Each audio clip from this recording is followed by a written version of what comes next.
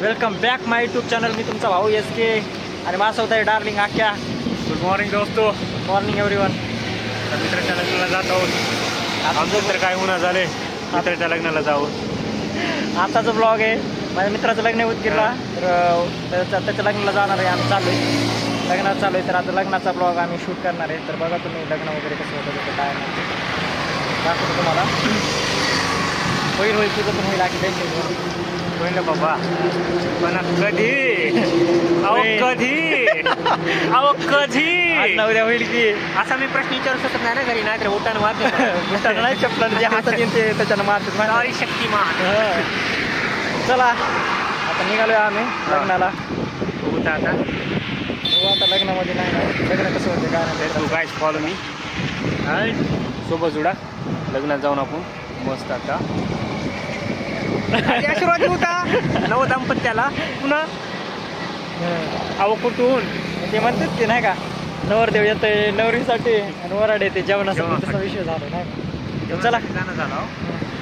लग्न आहे बाबा, आता एक नवीन सुरुवात आहे. आयुष्याची नवीन सुरुवात व्हायला जावं लागते नवीन आयुष्याची. कारण की आता त्याचं लग्न झाल्यास तो भेटणार नाही आम्हाला. अरे माहीत आहे, लग्न झाल्यास कोणताच मित्र एवढा टाईम देत नाही दुसऱ्या मित्राला. कारण की घरी टाईम द्यावा लागतो. चला भेटू. चला ब्लॉगमध्ये बनून राहा, पूर्ण ब्लॉग बघत राहा. चला उदगीरला. आता उदगीरला गेल्यानंतर तिथला व्ह्यू तुम्हाला तिथला पुढचं दाखवतो कसं आहे काय नाही टाकणार. चला भेटू. उदगीरमध्ये पोहोचल्यावर मित्राला छान असं लग्नासाठी एक गिफ्ट घ्यावं म्हणलं, म्हणून आम्ही गेलो गिफ्टच्या दुकानामध्ये. हे गिफ्टचं दुकान आहे, कार्तिक गिफ्ट सेंटर. त्याच्यामध्ये गेल्यानंतर मग मी गौतम बुद्धाची छान अशी एक फोटो घेतली. हा बघू शकता फोटो कसा आहे गौतम बुद्धाचा. एकदम क्लासिक फोटो आहे आणि घरात लावल्यानंतर खूपच भारी दिसेल. ही सुंदर फोटो घेऊन मी आता मित्राला देणार आहे गिफ्ट म्हणून. आता गिफ्ट म्हणून हे एक फोटो घेतलेला आहे.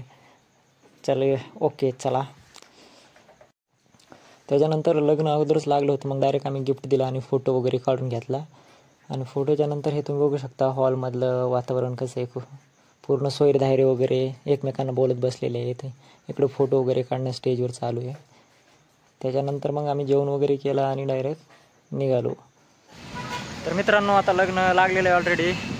आम्ही जेवण वगैरे करून नवरदेवाला भेटून निघालेलो आहे. ॲक्च्युली आम्ही येण्याच्या अगोदरच लग्न लागलं होतं, थोडा उशीरच झाला आम्हाला लग्नाला.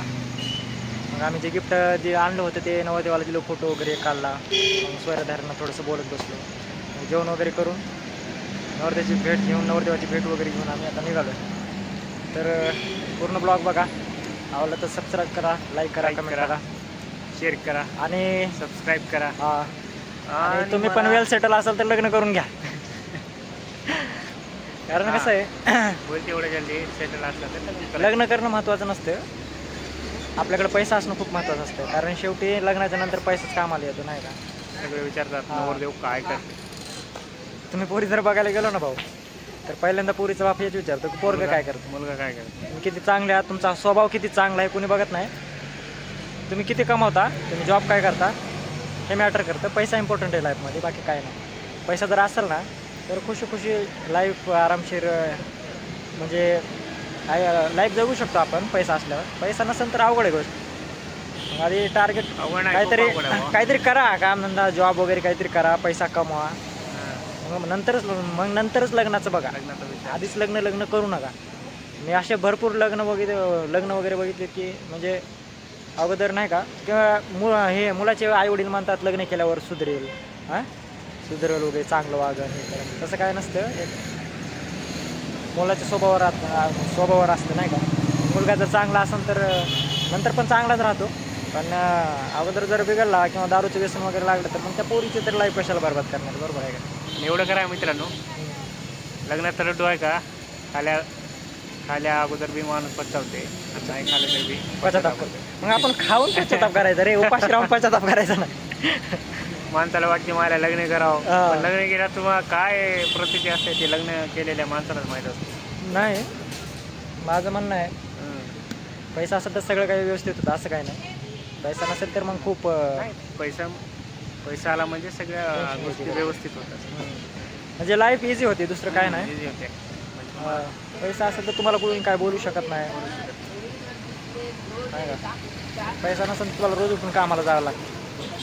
काही दुखो तुमचं दुखो काही राहो काय रोज उठून ताप डबा येऊ घेऊन. तुम्हाला आजार येऊ काय कंबर दुखू डोकं दुखू काय होऊ दे हा, बायको मला फोन करते आहे.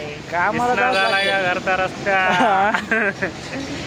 येऊ का मी नाही काय काय कामावर सुट्टी. टार्गेट एकच ठेवा की आपली लाईफ सेटल कसं होईल होईल तेवढं आपल्याला better. जॉब कसा भेटेल आपण कसा पैसे कमवायला लागणं असंच हेच टार्गेट ठेवा त्याच्यानंतर काय पोरी बिरी लग्न वगैरे हे होत राहतं असं काय ना सगळं होतं फक्त अगोदर आपल्या लाईफकडे लक्ष द्या लाईफला सक्सेसफुल बनवण्याच्या मागं पळा पोरीच्या मागे जास्त पळू नका पैशाच्या मागं पळा पैशाच्या मागं जर तुम्ही पळालो ना तर पोरी तुमच्या मागं पळतात एवढी गोष्ट लक्षात ठेवा तर चला भेटू दुसऱ्या ब्लॉगमध्ये जय हिंद जय महाराष्ट्र आणि अख्या चालू होते आपलं हां जय हिंद जय महाराष्ट्र जय हिंद जय महाराष्ट्र लाईक करा सबस्क्राईब करा आणि फॉलो करा आणि सबस्क्राईब करा सबस्क्राईब जास्तीत जास्त सबस्क्राईब करा आणि आमचे ब्लॉग आहेत ना पूर्ण बघा आपल्या जवळच्या Support करा. माणसावर प्रेम करा प्रेमाला कधी सोडू नका.